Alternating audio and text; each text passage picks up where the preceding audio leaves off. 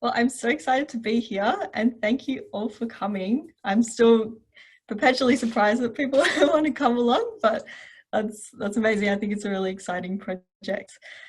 So before we start, I'd just like to pay my respects to the traditional owners whose lands we're standing on today, and particularly any First Nations people here on the call with us.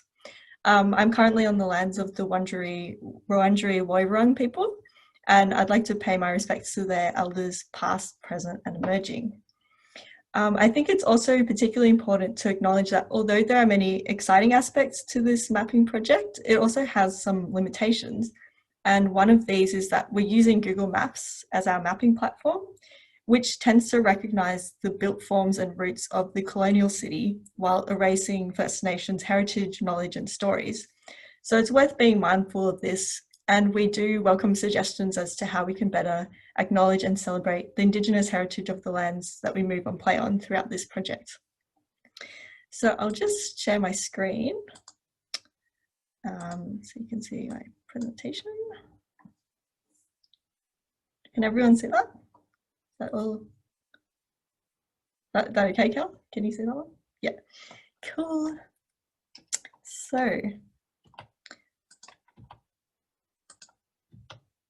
all right, so the aim for today is basically to just introduce you to the project, the Victorian Parkour Map. And as you probably already know, the map is a resource that aims to share information about places to train parkour in Victoria, and it's being produced collaboratively by the community.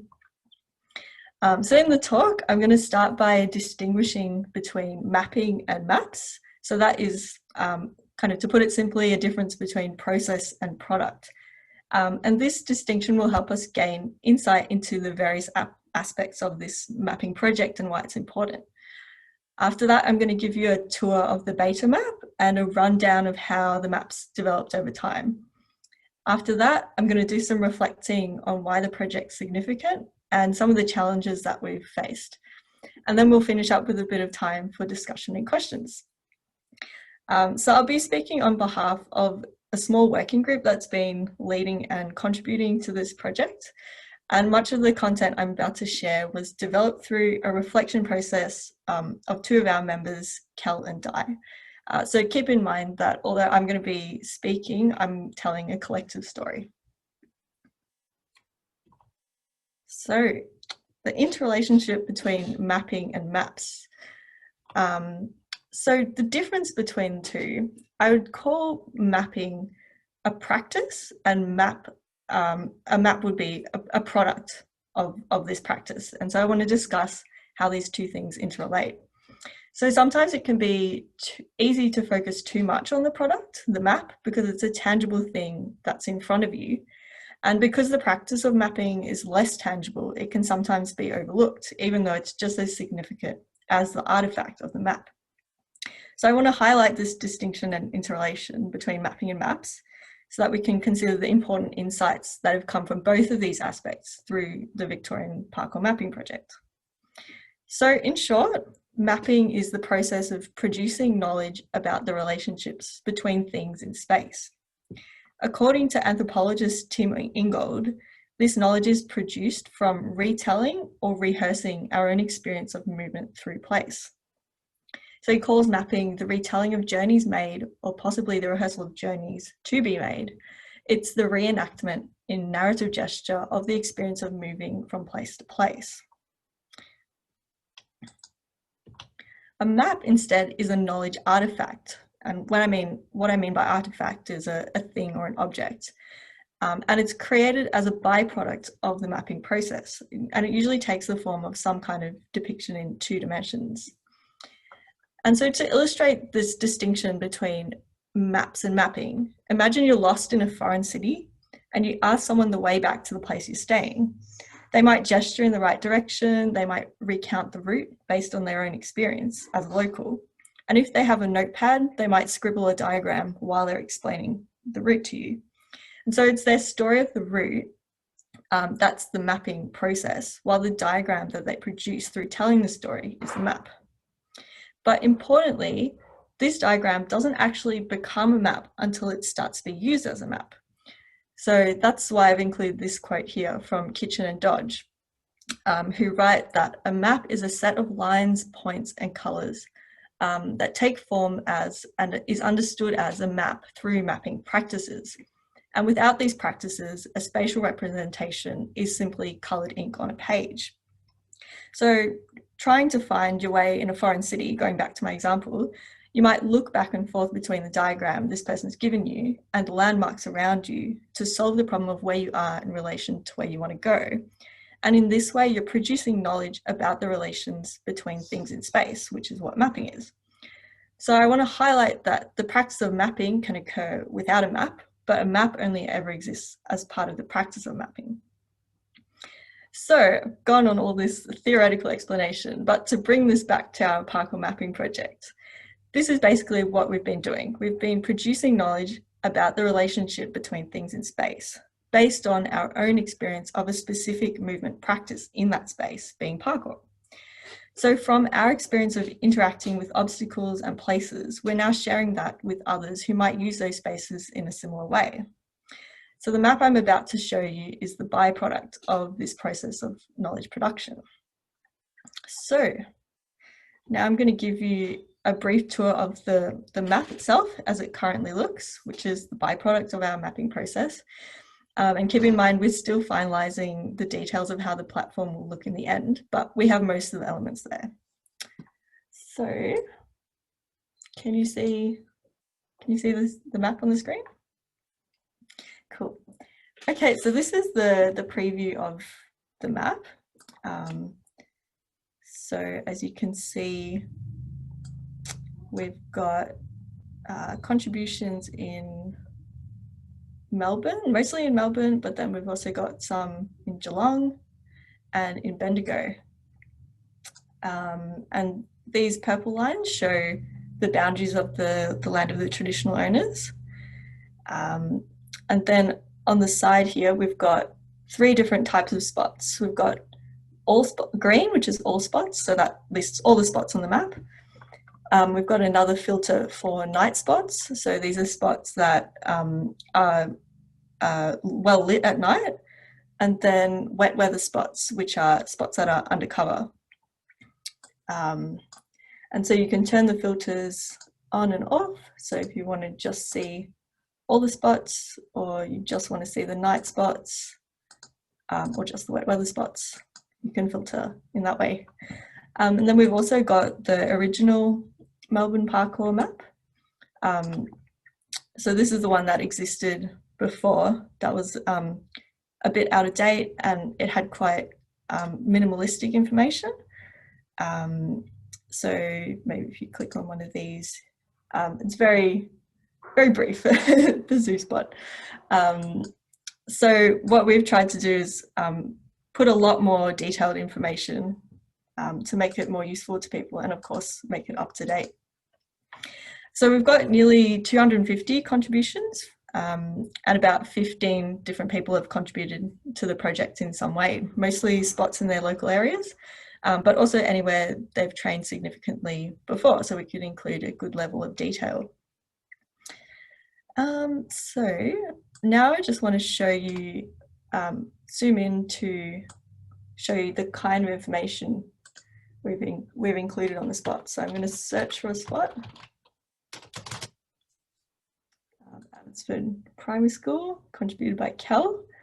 So I've actually gone into this one and added photos, because the other spots at the moment don't have photos. We're collecting those separately and are going to add them in, just because of the way the platform's limited.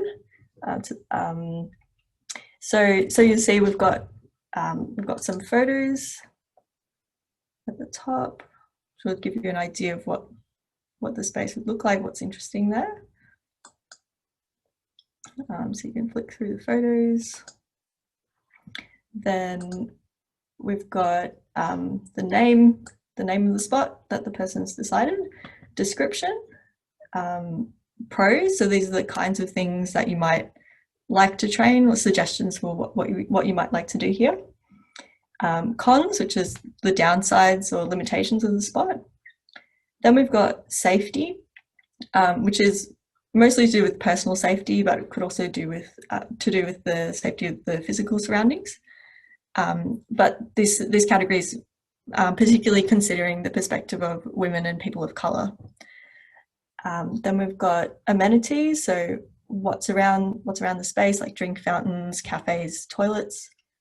And then accessibility, and so this is particularly considering the needs of people who are differently abled, so perhaps someone with lower mobility than typical, low vision, hearing impairments, and someone on the autism spectrum. Finally, we have any other information, and the date it was last put in and who contributed it. So that'll give you an idea of the kind of information we're including. And so another cool feature that you can do on the web browser is you can use a keyword search to filter for spots that allow you to train a particular skill. So for instance, if I wanted to search for someone to do laches,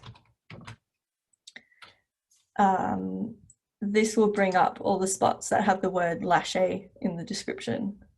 So Ballon Parkour Park has laches, so it would have that word in the description or in the pros section. So yeah, so we're hoping that will be a useful feature people can use. Okay, so now I'm going to go back to the presentation and give you an outline of our story so far.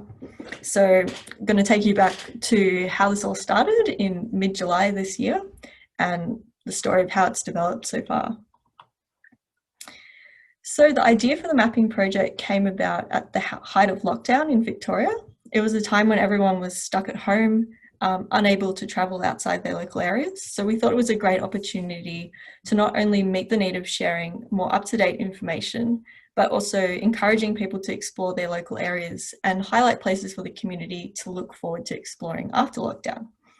And reflecting later on, we realised the context of lockdown was a contributing factor to the engagement we've actually had so far, because a lot of the energy that might have been put into face-to-face jams was put into the mapping project. Then the initial development of the idea was done by a small group of us at Women of Melbourne Parkour, also known as WamJam. We researched some different mapping platforms and decided to go with Google My Maps because it allowed a fair amount of customization as well as collaboration, but without needing any special coding skills. We also went through a process of deciding what categories of information to be included on the map and refining them by asking the opinions of a slightly wider group of WAMP members.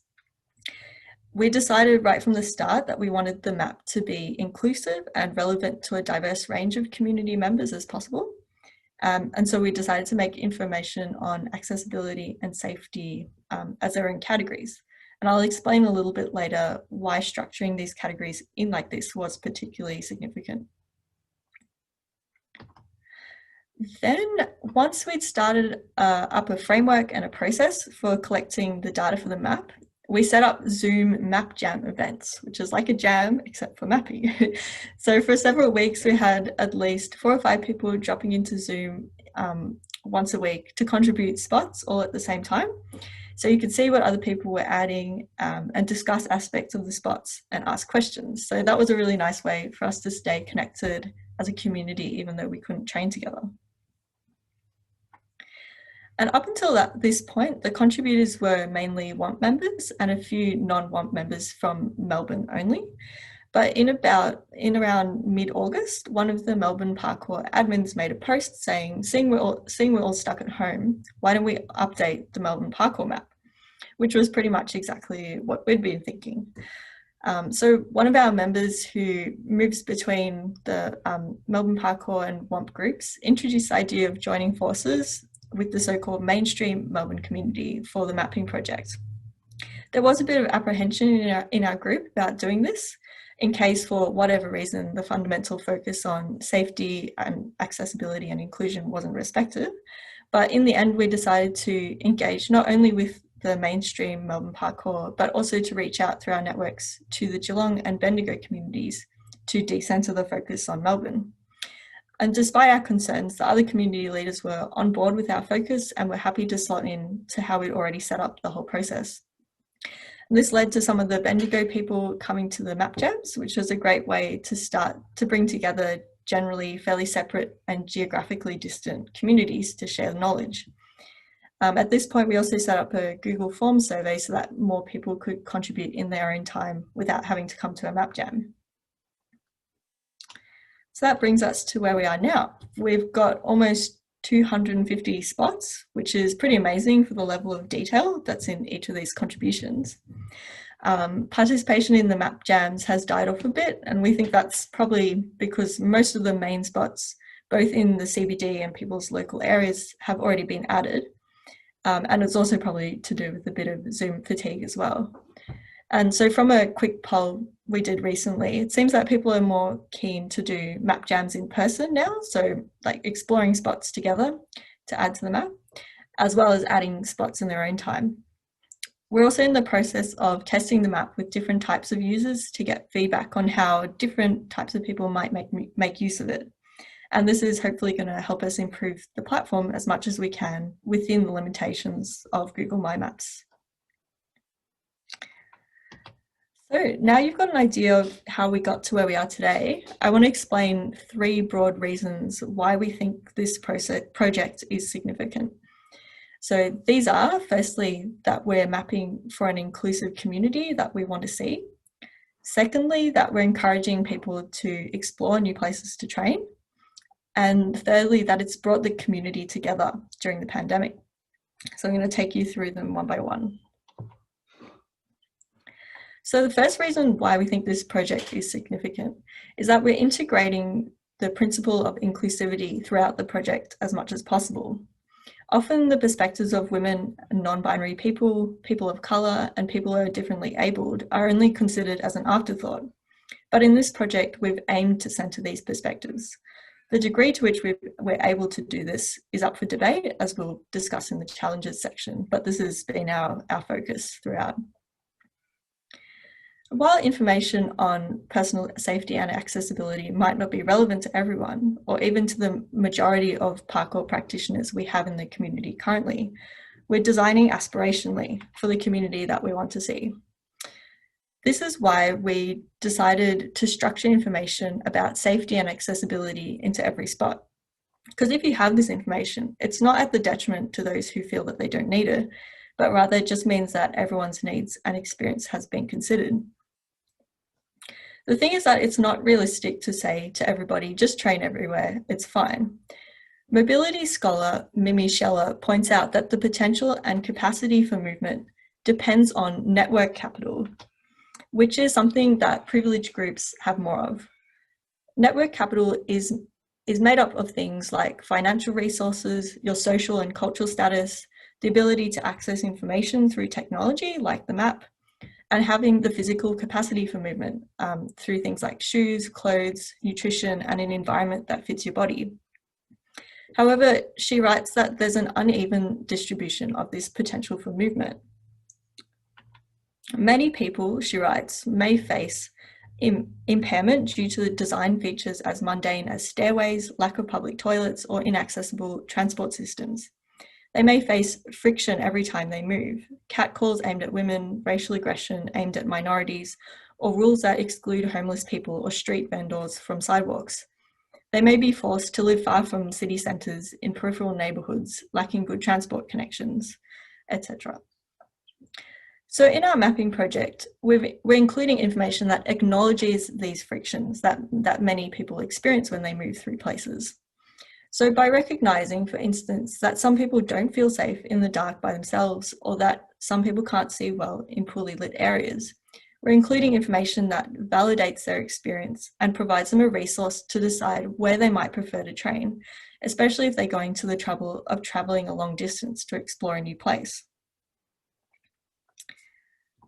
And besides making the map relevant to a diverse group of people, structuring safety and accessibility info into the map also has an educational or awareness-raising element. And one important part of that is that those contributing to the map have to take the perspectives of others with certain safety and accessibility information needs. And this kind of perspective taking might also happen when people interact with the map and are exposed to this kind of information. So in this way, perspectives and information needs that might typically be marginalised or not considered are increasingly mainstreamed. So in this way, our project is kenopolitical, meaning that it aims to influence the politics of movement. Politics doesn't just happen in Parliament or in heated debates on social media. It permeates to every aspect of your experience of movement. As Mimi Scheller writes, the idea of a kinetic politics recognises mobilities as a constitutive political relation and even as constitutive of political relations. Movement is intertwined with politics.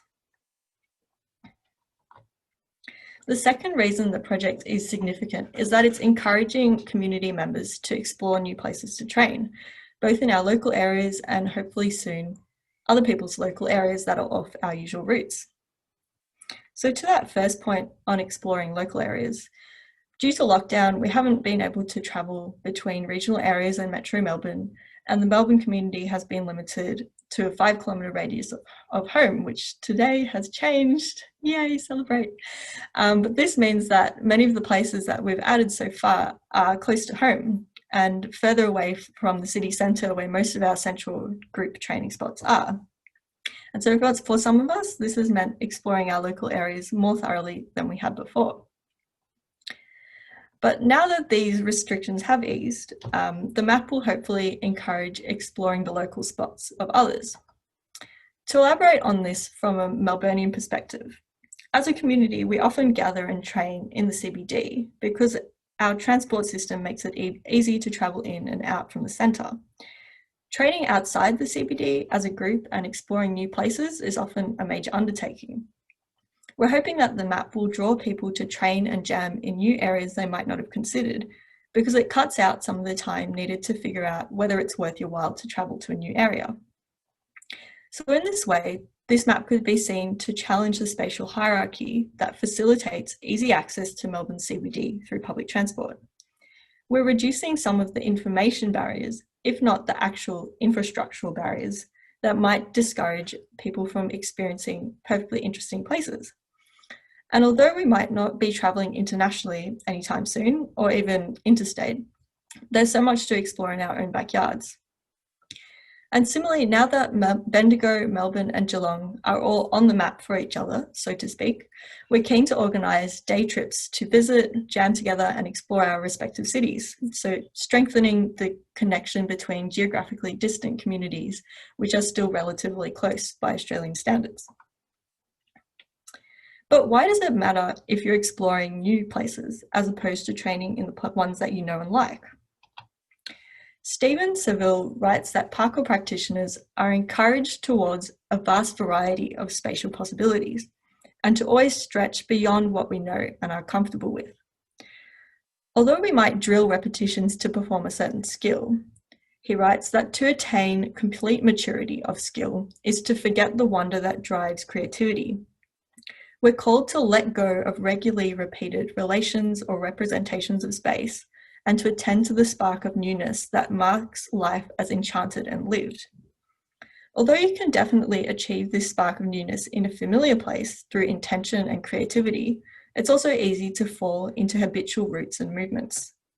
And as you repeat the same moves, you're more likely to achieve that complete maturity of skill.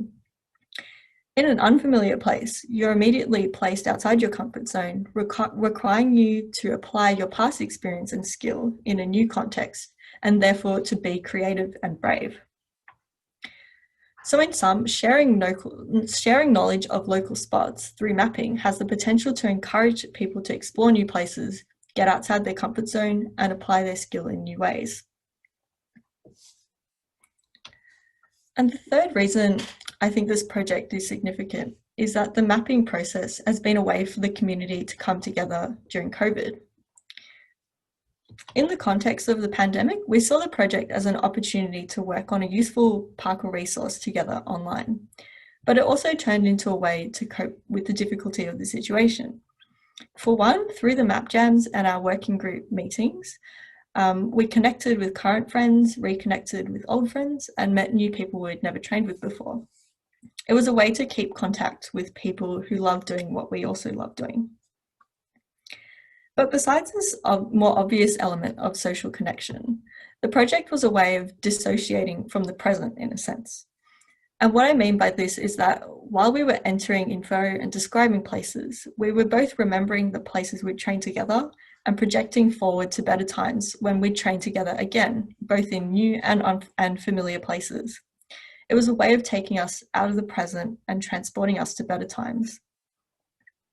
We're also looking at ways that we can use the map and mapping to bring the community together in future through things like parkourienteering, setting scavenger hunt challenges, and marking meeting places and routes for events like this one, like WamJam. And so what you can see from what I've highlighted, these three reasons why it's important. The significance of the project doesn't really lie in the map itself, in the thing. It lies in the overarching mapping process, which has involved bringing people together during a pandemic to share local knowledge with an eye turned towards our desired future.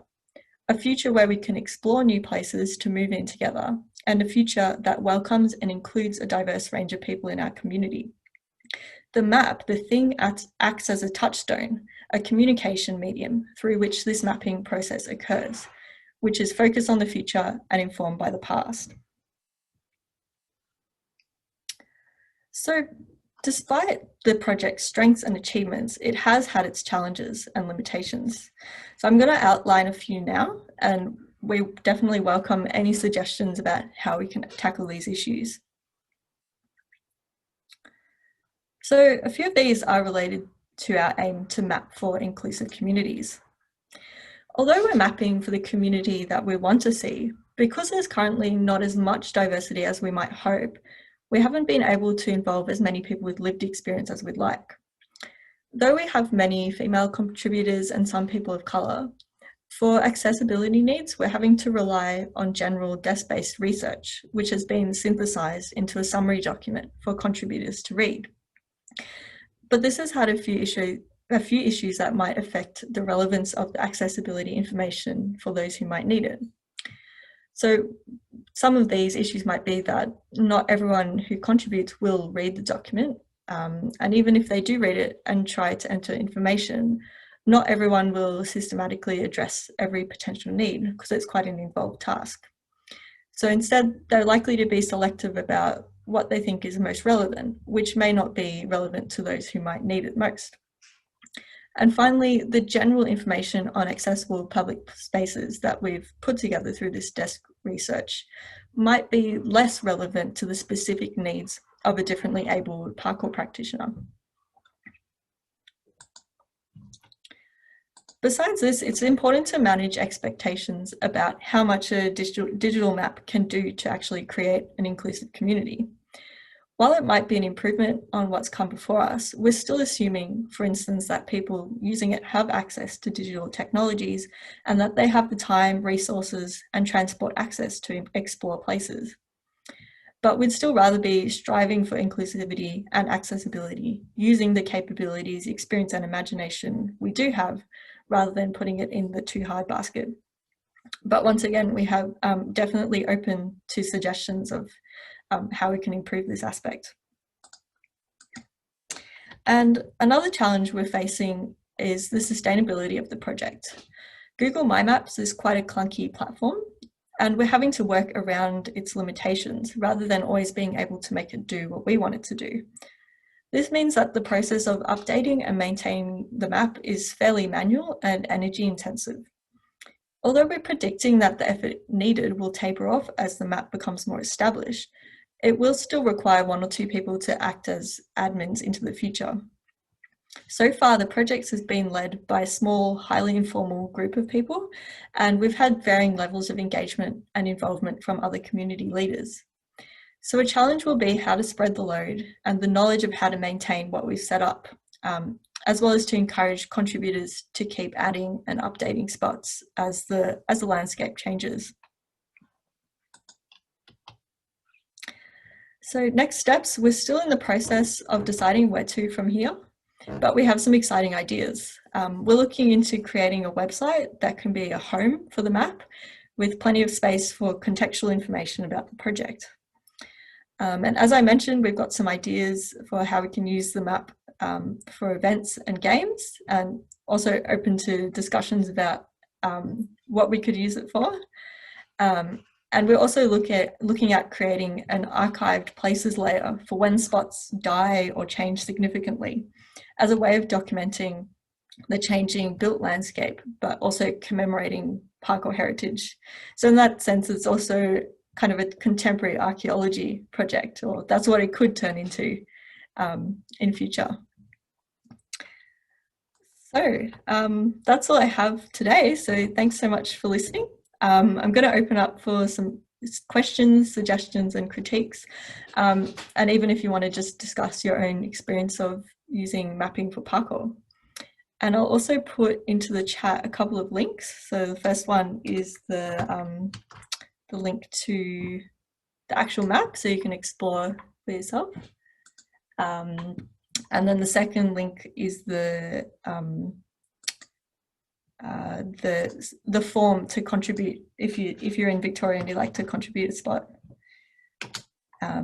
Yeah, so keen to hear your reactions, questions, suggestions.